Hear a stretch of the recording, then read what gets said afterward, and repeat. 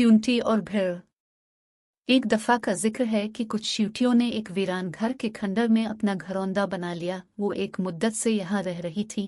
एक रोज चंद तुंद सुर्खी माइल भेड़ें भी वहां पहुंची और उन्होंने इसी वीरान घर की दीवार में अपना छत्ता बना लिया। चींटियां और भेड़ें अपने अपने कामों में मशगूल रहती थीं।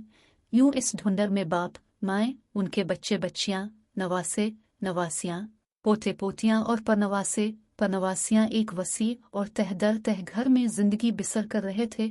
और जैसा कि उनका मामूल है, वो गर्मियों के दिनों में बागों, सहराओं और कोनों खुदरों में फैल जाती और सुबह से रात तक दाना दुनका इकट्ठा करती, अपने जखीरे को भरती जाती और सर्दियों के दिनों में मजे से जिंदगी गुजारत। एक दिन बुजुर्ग दीवार पर बैठी आदेर अलिफादेर निगाह कर रही थी। किया देखती है कि एक चींटी खुश्क तूत को दांतों में थामे इसे अपने घरौंदे तक ले जाना चाहती है, मगर चूंकि कमजोर है, नीचे आ रही है। अब वो दाने को अपने दांतों में दाबे दीवार की बुलंदी की जानिब खींच रही थी। अभी वो आधे रास्ते तक भी ना पहुंच पाई थी कि खुश्क तूत इसके मुंह से फिर कर गिर गया। चंद बार ऐसा ही हुआ कि बेचारी चींटी उसे जमीन से अलिफाटी, आधी रातें करती और वो जमीन पर आ रहता। आखिरकार एक बार वो दाने को दीवार के आखिर तक ले जाने में कामयाब हो गई। अब उसने दाना लब्बाम रखा और उसके पहलू में खड़ी हो गई।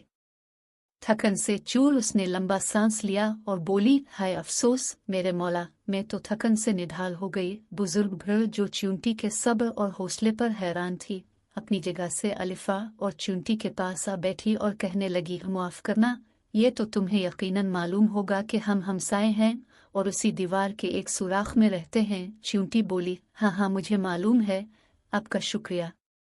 असल में हर कोई अपने अपने काम में जता हुआ है।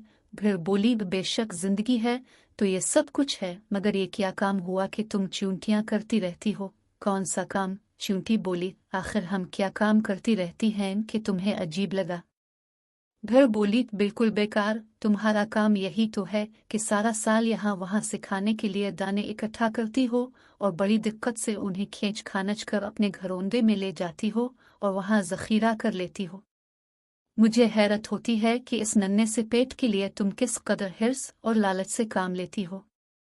चींटी बोली, मुझे नहीं मालूम तुम कहना क्या चाहती हो। क्या इस काम के सिवा जो हम करती हैं कोई और काम भी है? हम गर्मियों के पूरे मौसम में काम में जती रहती हैं और सर्दियों के दिनों में अपने घर में नींद लेती हैं और अपने जमा शुदा गल्ले को काम में लाती हैं। ऐसे में तुम्हारा तर्ज अमल क्या होता है? भेड़ ने कहा, हम कभी दाने खींचने और उन्हें जखीरा करने की जहमत नहीं करते। हम गर्मियों के मौसम में बेहतरीन खुराक खाते हैं और इस कदर खाते हैं कि सारे मौसम सरमा में सेर रहते हैं और सोए रहते हैं हता कि दोबारा गर्मियों का मौसम आ जाता है। चींटी बोली, बहुत खूब, तुम्हारा अपना रंग है, हमारा अपना ढंग। सब एक जैसे तो नहीं होते ना, हर किसी का अपना अपना तरीका और रओ रस्म है। तुम लोग तकलीफ नहीं अलिफाटेती, लोगों का माल खाते हो और लोग तुम्हारे हाथों तंग हैं। हर कोई तुम्हें बुरा भला कहता है, लेकिन हमारा रिस्क हलाल है। सहराओं में गिरे पड़े दाने, गिरी पड़ी शुक्र और हैवानों और परिंदों की बच्ची खिंची खुराक, हमें लोगों से कुछ लेना देना नहीं। यही वजह है कि एक शायर ने भी हमारी तारीफ में शेर कहा है, दाना किश चींटी को मत सता मेरे भाई, वो भी जान रखती है और जान है प्यारी। है कोई जो भेड़ से कहे कि ए हमा आजार, जो शहद दे नहीं सकती तो डंक भी मत मार। भेड़ कहने लगी, ऐसी बातें कमजोर लोग किया करते हैं। तुम लोग अपना दिल ये सोच कर खुश करते हो कि चींटियां हो और बेआजार हो, और शायर ने तुम्हारी तारीफ की है, लेकिन तुमने इस जिंदगी से कुछ सबक नहीं सीखा। तुमने कसाब की दुकान का गोश्त कभी नहीं खाया और अंगूर की बेलों से लटके अंगूरों के रस का मजा कभी नहीं चखा। एक दिन तुम्हारी जिंदगी इख्तिताम को पहुंच जाएगी और तुम मर जाओगी जिंदगी का लुत्फ अलिफाटे बगैर। लेकिन जब हम मरेंगे तो धोखा खाए हुए लोगों में से नहीं होंगे। हमने दुनिया में ऐश भी की है और अपने डंग से लोगों से इंतकाम भी लिया है। हमारे एक दिन की कदर और कीमत तुम्हारी उम्र के एक बरस से बढ़कर है। मैं चाहती हूँ कि कोई 70 साला बदबख्त शायर हमारी तारीफ ना करे।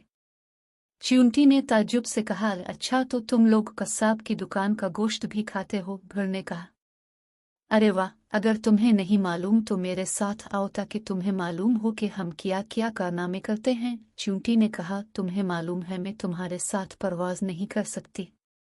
अगर सच कहती हो तो मुझे अपने साथ आड़ा ले चलूं ताकि मैं देखूं और याद रखूं। मगरूर भर च्यूंटी को अपने कारनामों से आगाह करना चाहती थी।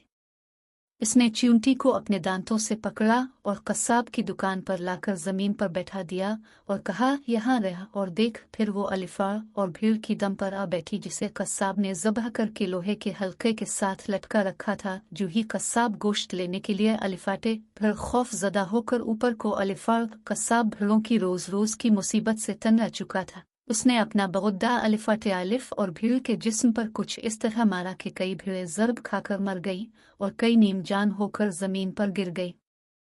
च्यूंटी की हमसाया भीड़ भी उन्हीं में थी। च्यूंटी जो इस वक्त एक तरफ देख रही थी, आहिस्ता आहिस्ता आगे बढ़ी और अपनी हमसाया भीड़ का खोज लगा लिया। फिर इससे कहने लगी, मुझे बड़ा दुख है। हम च्यूंटियां इस तरह की जिंदगी जिसमें हर लम्हा खतरा जान हो पसंद नहीं करती। जब तक कि कोई बड़ा मकसद हमारे सामने न हो तब तक हमसाया भर मर चुकी थी और जवाब देने से कासिर। च्यूंटी मुर्दा भर का पाँव मुंह में थाम उसे खींच खानच कर अपने घर में ले आई और इसी दीवार पर चढ़कर ऊपर ले गई। फिर इसे खुश्क तूत के साथ रखकर दूसरी चींटियों को इत्तला की और कहा, आओ इस भर के बदन को तिक्का तिक्का करें, इसके अंदर मौजूद जहर कहीं दूर फेंक दें और उसका गोश्त जखीरा कर लें, मौसम सरमा में काम आएगा।